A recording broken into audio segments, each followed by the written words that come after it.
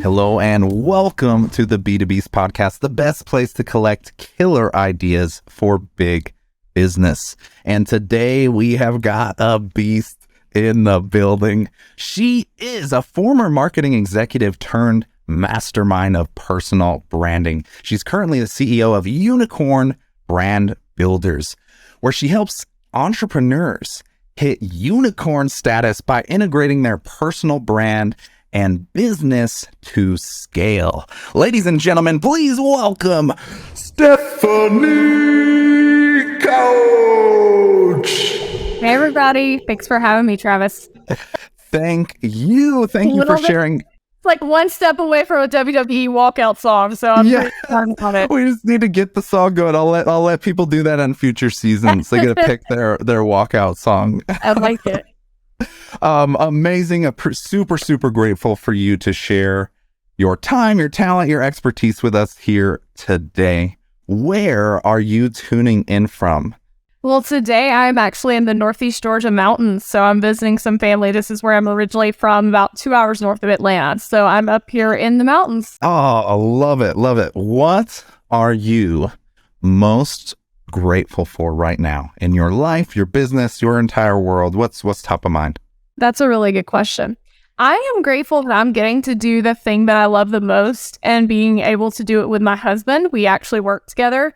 And so that's really fun for me. And we've been able to do a lot of traveling together and just really live kind of the life we want to live. And it's what I've been wanting to do for a long time. So I'm finally getting to do that. And I'm really excited about it. Oh, love it. Love seeing those worlds collide. It's not always the case, but it seems like a nice sweet spot. Yeah. For life and business to mix, especially for us folks that can't seem to escape the business side and hanging on LinkedIn, all that fun stuff. So, because you really have a brilliant approach and strategy towards all of that. So you didn't start here, though, is the interesting and the fascinating part here. So let's capture your story. From what we could see from the outside, you've really had kind of a run through marketing roles, but in construction and very like blue collar industries. So you've brought this very specific angle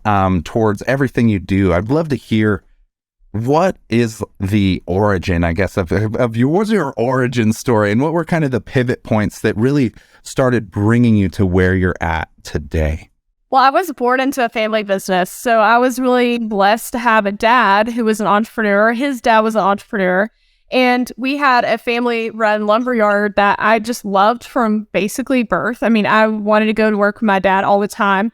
I was a Girl Scout, so I had my Girl Scout cookie hustle going, and like I would take my Girl Scout cookies and hustle it to all the contractors. Like I was, from day one, I was who I am. Like there was no evolution really. I just kind of came out of the womb like wanting to be who I am. Just this Stefanie, right? So went to school, worked. I always had a job. Like I just wanted to work. I like to make my own money. Went to college, graduated, came back, and I worked in my dad's business, which was a small lumberyard, but very successful. We did a lot of custom building, distributing lumber and stuff for them. And then I went and worked for a big Fortune 500 for 10 years and was able to kind of work in a niche part of their business, which was really cool because it was like trailblazing all the time, almost like a startup, but with the capex from a big Fortune 500 that can pay for everything, like the best of both worlds. So learned a lot, moved around a lot, did a lot. It was really a fun time. And then just decided like, if I can do it for them, I can do it for myself. So I'm going to go see what happens. Oh, I love it. No, that we see it over and over, especially here in this context, the power of the pivot. And I'm sure all of those lessons and experience and everything you've learned along the way is now coming to fruition in everything you're building and using. It's amazing to see that journey. Yeah. I'm curious, on that journey, perhaps was there a less glorious, less beautiful moment? Do you have an epic failure that you've worked through on this journey? And perhaps we can extract some lessons from that. Sure. I have a lot of epic failures. I mean, I think I think as you grow in your career, like you're going to have them, right? And honestly, if you don't, then you're probably not doing much risk taking and you're not really trying very hard. So I definitely believe in that. So I don't really have a lot of regrets. I just have like learned lessons. But I had a lot of lessons from when I first became a manager of people. It was really a hard time. Like everything was crazy. And I did some things. I actually have a post coming up about it this week on LinkedIn. Like I just really did some stuff that probably I knew, like, oh, you should have someone else in this meeting, or like you should have help with this, or you should ask. I was like, I got it. They're busy. I didn't have it. Spoiler alert. It just didn't go like it could have gone, you know? And look, I learned a lot of lessons from it, and like nobody died. It was fine, but it was just a failure on my part. And so I really had to learn about self-awareness and, a lot of empathy stuff. We care a lot about ourselves, like we all do. And that's good. Like you need to advocate for yourself. I talk about that a lot, especially with women. Like no one's going to advocate for you like you will. But you also, when you have a team, it's sort of a different story, right? And when you're thrown into this team and you have a lot of people and there's a lot of moving parts, especially in a startup, like things can go awry, and you throw COVID in the mix. And then it's like, what are we doing here? So I had a lot of failures there. And then when my husband and I started our business, like everything you do is a failure because you're like, I'm just going to record this thing real quick. It'll take 5 minutes, or I'm just going to go do this QuickBooks and we'll get it, like no big deal. Like 7 hours later, you're trying to figure out what the hell you're doing. And so, I mean, like every day, the first few months, it was just technology, like, and we're both pretty tech savvy. The people that aren't tech savvy, like I say a real big prayer for you because it's tough, Yeah. Yes.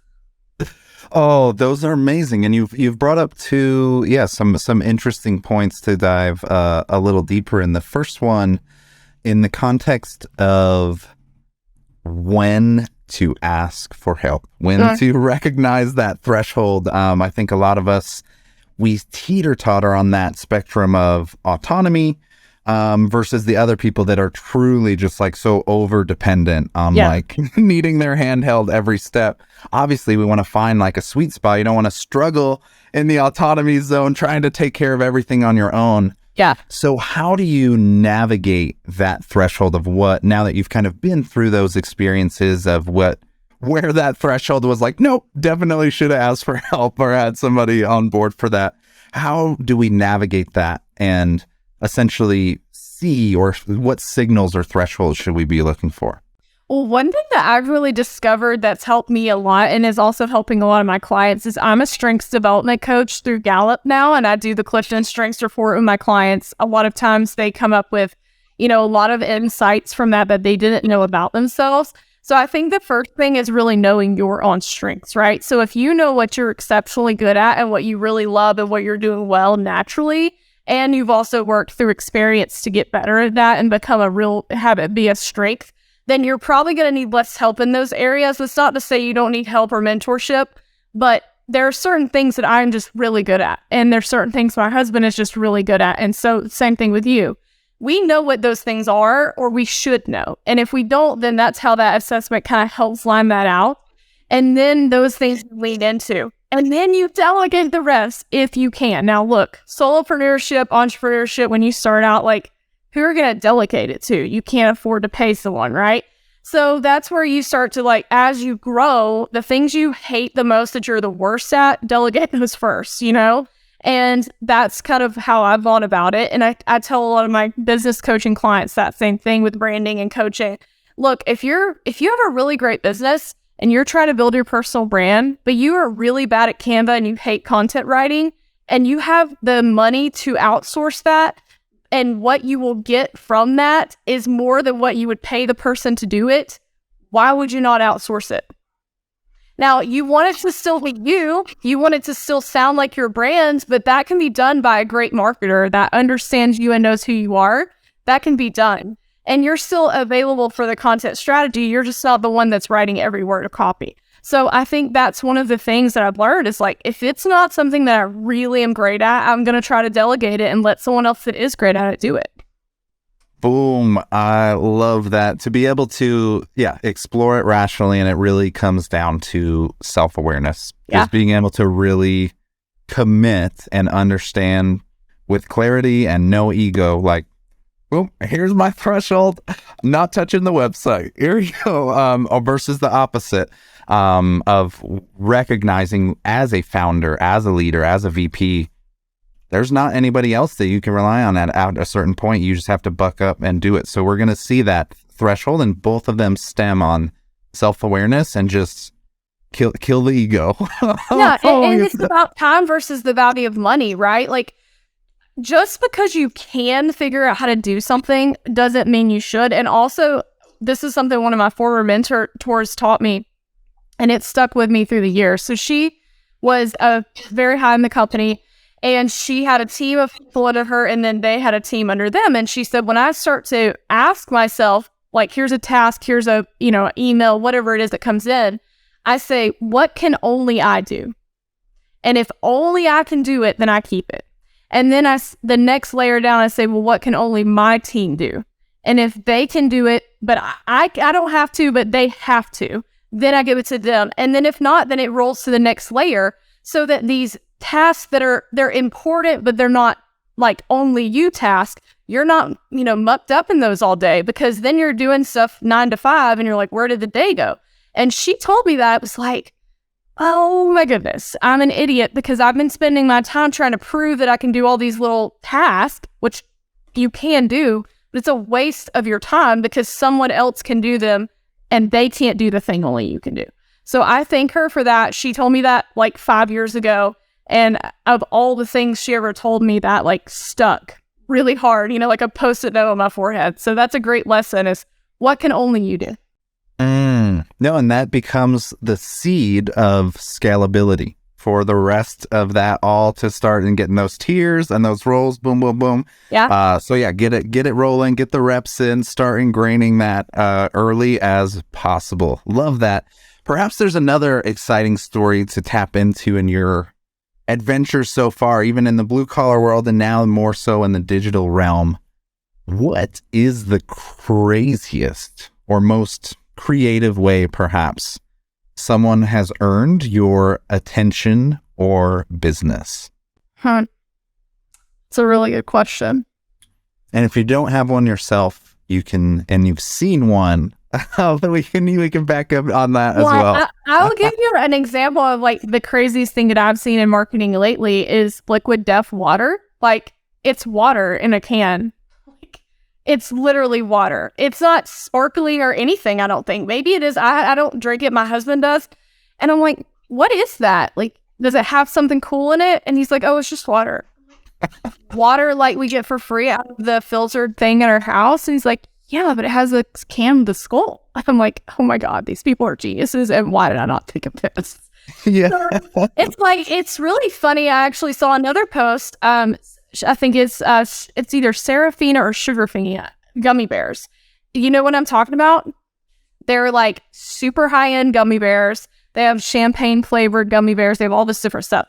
And they're in these little tiny like 2x2-inch packages. And they're like $14 for a little package of them. But they have beautiful branding and like amazing packaging.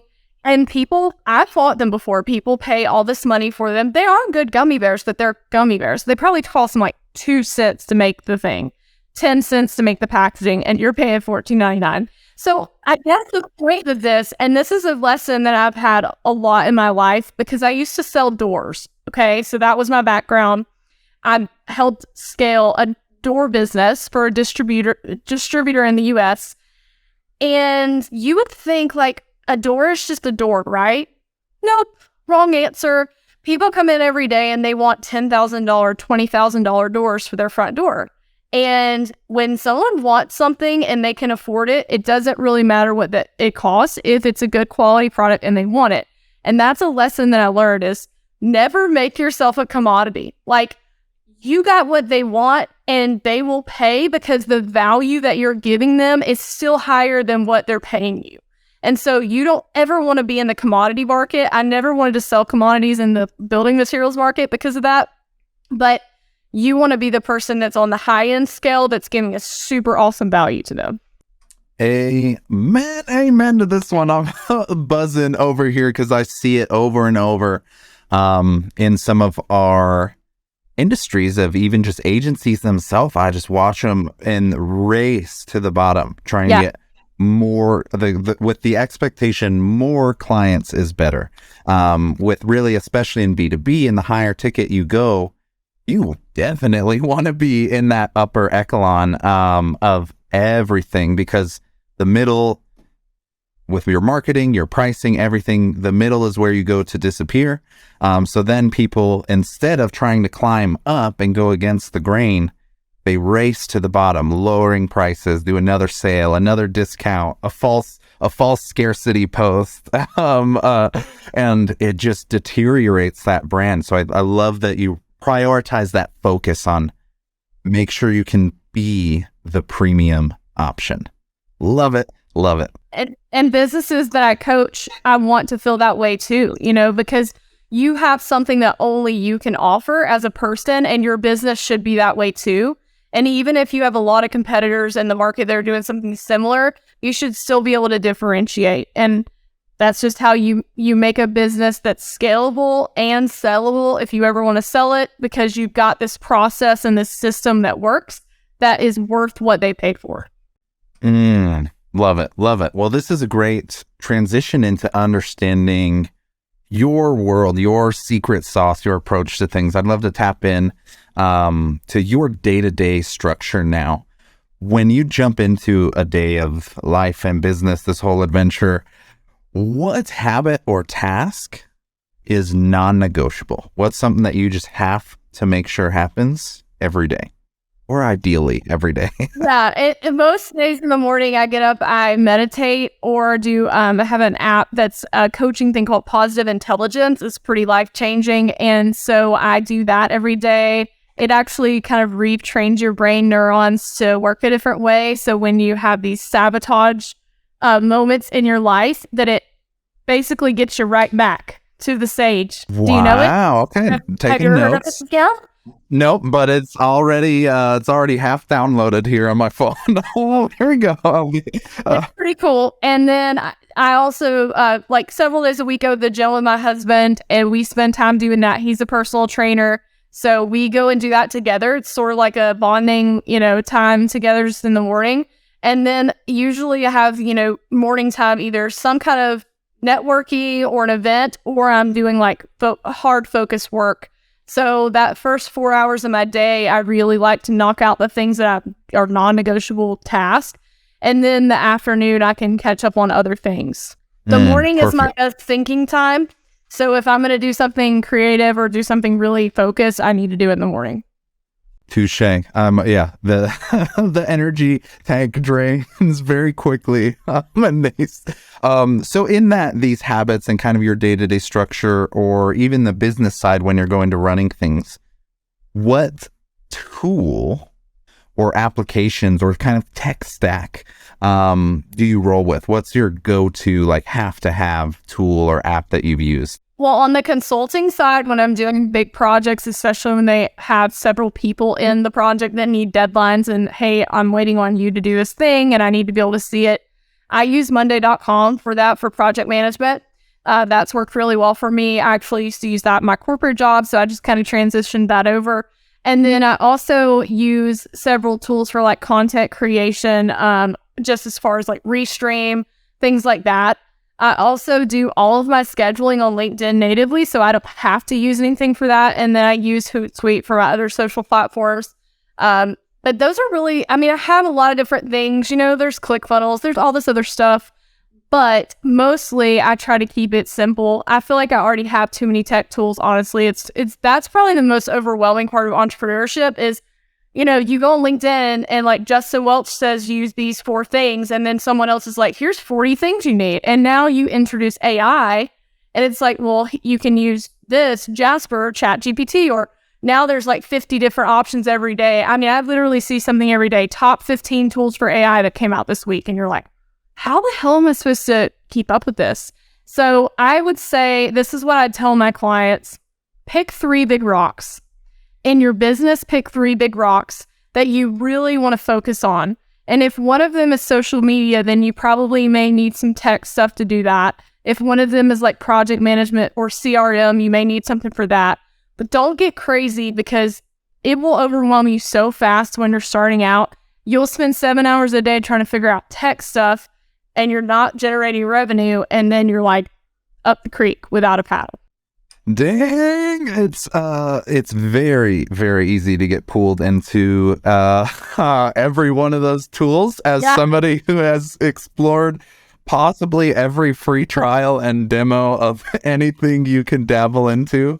And now they're browser extensions, so it's like always there. It's like it's gotten really crazy. So I think, we do see over and over that in most cases there is an 80-20 at play. What are those three big rocks? I like the way you phrase it because it really simplifies the equation of LinkedIn's working for me, podcasting, SEO, or like boom, boom, boom. Those are our signals. Like we don't need to be doing TikTok dances and like whatever just because some intern in marketing said that we need to. Really, you can always go there later. Like, just because you can't today doesn't mean you can't tomorrow or next week or next year.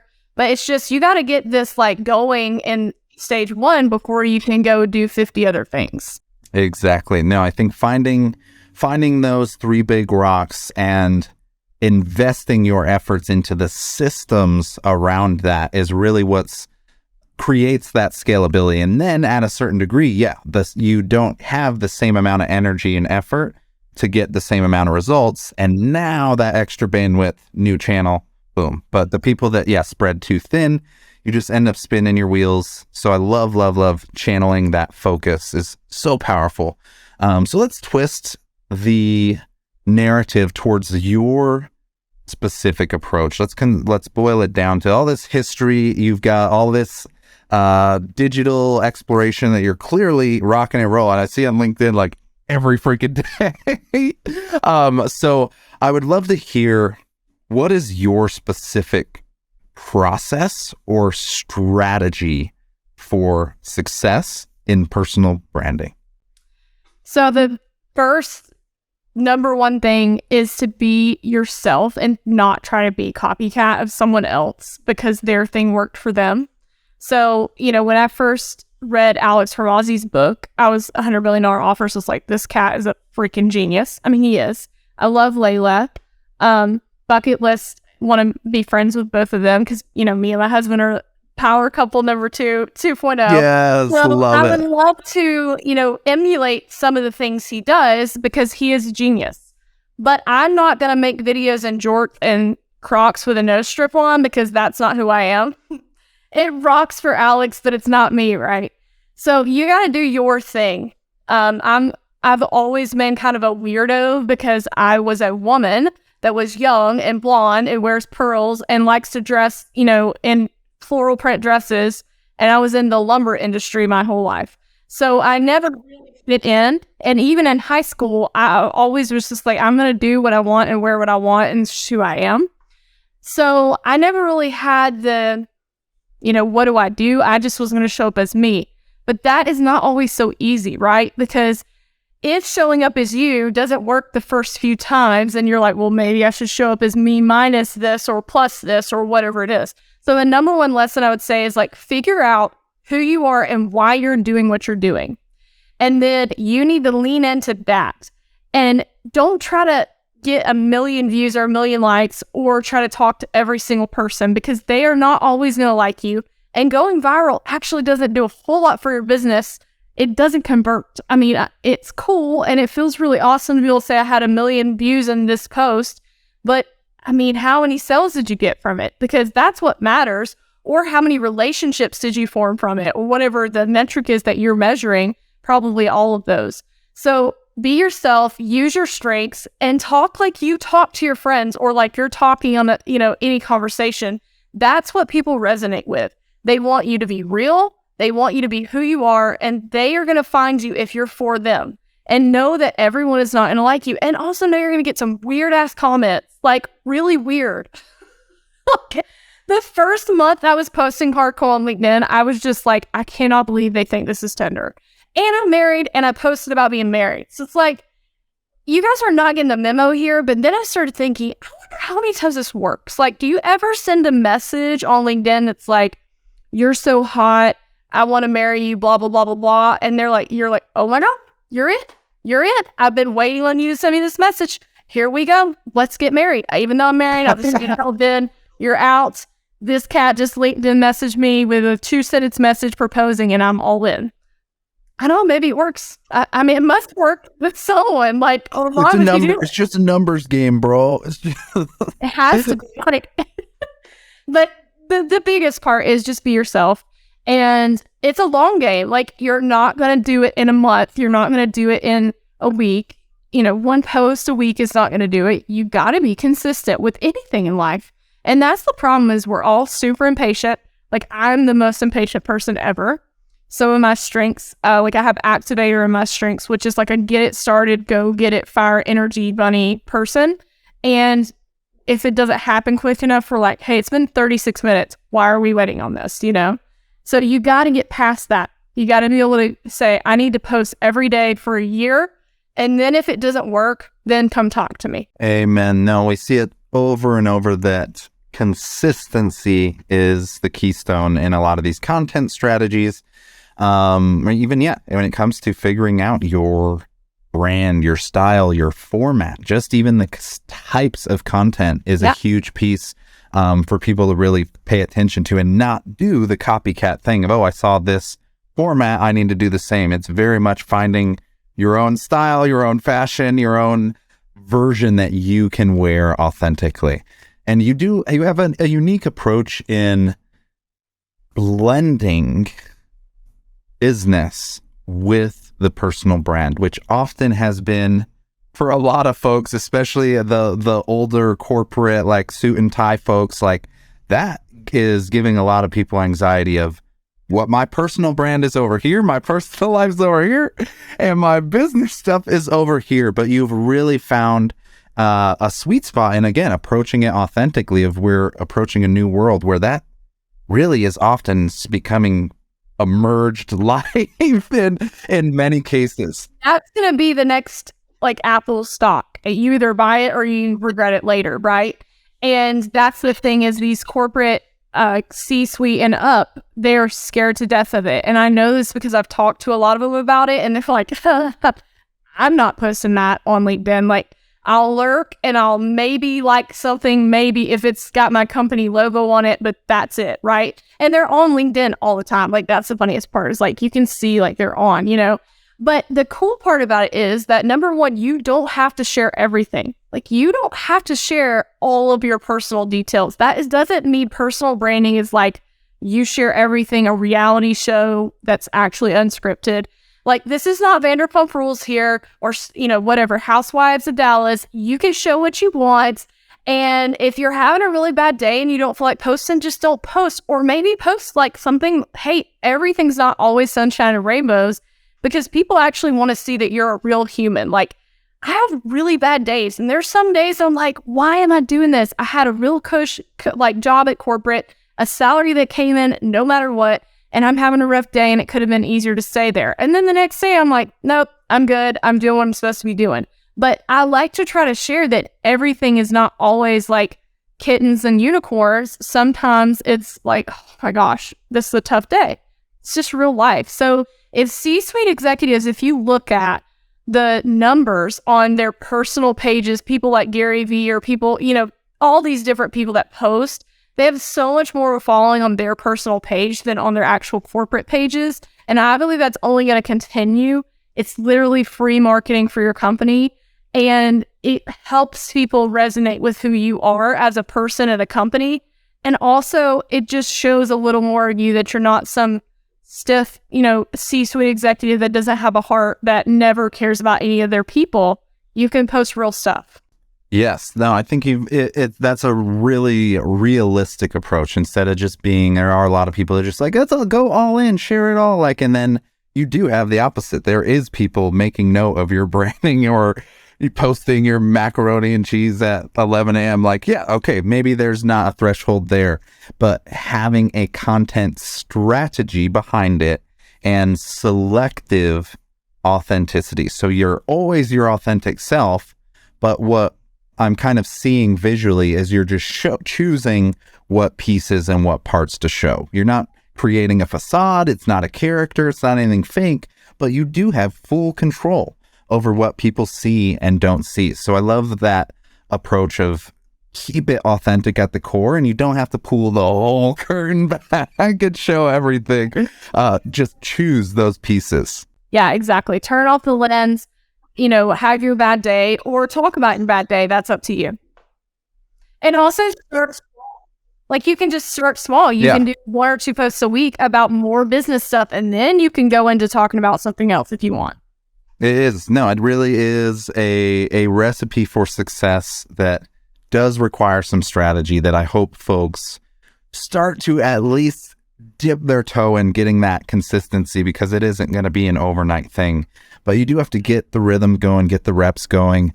And the business results are over and over and over. We just see everything goes like up and to the right, because people just enjoy knowing the story, seeing the story, building in public, and recognizing there's people that really are only, maybe not only, but primarily buying because of you or who's behind it. What's that why, that mission, that person? And I love that you've pushed that to the forefront of the people that are scared of it most, because if you lean into it, there is a lot of magic. So thank you for sharing your secret sauce with us, Stefanie. We're now going to play the world's fastest game show ever. A little bit of this or that. We're going to have 3 rounds of randomly generated options here that we'll be learning together. All you got to do is pick one or the other, and then we got a special prize for you on the other end. Okay, I'm excited. Round 1, food truck or restaurant? Restaurant. Boom. Quick and easy on that one. All right.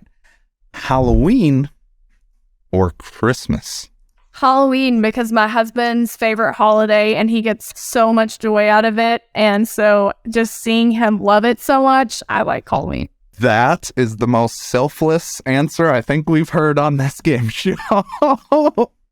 Amazing. Like the child loves it. Like he likes to hand out candy, like do the house. Yeah. Oh, I love it. All right. Round 3, final round. Singing or dancing? Oh, definitely singing. I'm an opera singer, so. Whoa, there we go. Okay, well, there we go. See, I love this game. I never would have stumbled onto that with a pre-scripted question. Yeah. Amazing. You just beat the game, actually, and your prize, Stefanie. Can you go ahead and share for the folks that are interested, how can we get a hold of you, and where do we get started to, at minimum, follow your journey, and more ideally, get started on working with you? So the best place to follow me is LinkedIn, and I do have other channels. I post on videos, some stuff on Instagram and YouTube, but LinkedIn is really my main platform. And so you can follow me, Stefanie Couch, and I have a masterclass starting soon. It is going to be the Unicorn Brand Builder Masterclass. And I'm also working with clients one-on-one in more of a traditional creative fashion, helping them really grow their marketing, their personal brand, and also helping them scale their business. So I love that. That's what I did in my former life. And it's been really fun to help lots of clients do that and really unleash their strengths into superpowers. So that's what I'm doing. So you can find me there and hit me up on LinkedIn and we can talk more. Perfect. And heavily recommend that follow on LinkedIn. A great example to just really see it being done right in a fun, positive, energetic, but still a super professional way. So that is what I keep seeing. So before we get to our last question, I just have to double down on that acknowledgement and appreciation, because I do see lots of people on this journey, a lot of people playing the copycat Hormozy games, a lot of folks just doing it right, doing it wrong, and you are definitely in a category of very respectable admiration and just putting in the work, those hours, those years really at this point, for that to come to life. It is known, it is seen, and it is deeply appreciated. You never know, though. I could have Crocs on. You can't see my feet. Yeah. Oh, love it. Love it. Alex, Just keep a little bit of mystery. Just keep a little bit of mystery to keep them guessing. But let's jump to our final question. We're going to give you the mic one last time because the rest was all systems, strategies. But this last question is for one specific listener that might be starting their journey or perhaps just stuck taking it to the next level.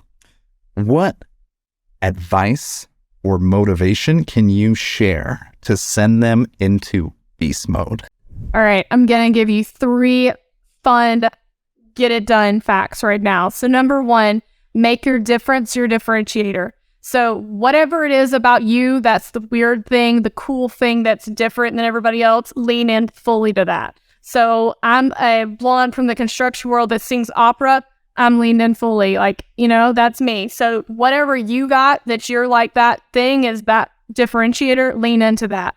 Number 2 is sometimes good is good enough, and perfect is definitely the enemy of progress. So you are not going to have a perfect business. You're not going to have anything that happens in your life where it's like, oh, I did such a great job that I got a 100 on this. Life is not school. And it took me a long time to figure that out and unwind that from my brain where I was like, I got to be perfect. So don't let that stop you from going and actually acting on what you want. And then the third thing, and this is an Alan Servazzi quote, you cannot fail if you will not quit. That is something that I've had to tune in every day is, I sucked at this today. I'm going to do it again tomorrow. Period. Even the best in the world started and they sucked. Gary Vee talks about in his book, Crushing It, the first time he made a video, it was atrocious and it's hilarious and he watches it and just laughs. But he's probably the front leader of social media content in the whole world right now. And so he started. You got to start. So don't try to just wait until you're really ready because you're not ever going to do it. So just know if you don't quit, you're never going to fail. Boom! There it is, ladies and gentlemen. Thank you for listening to the Be to Beast podcast. This has been Stefanie Couch. Thanks, everyone.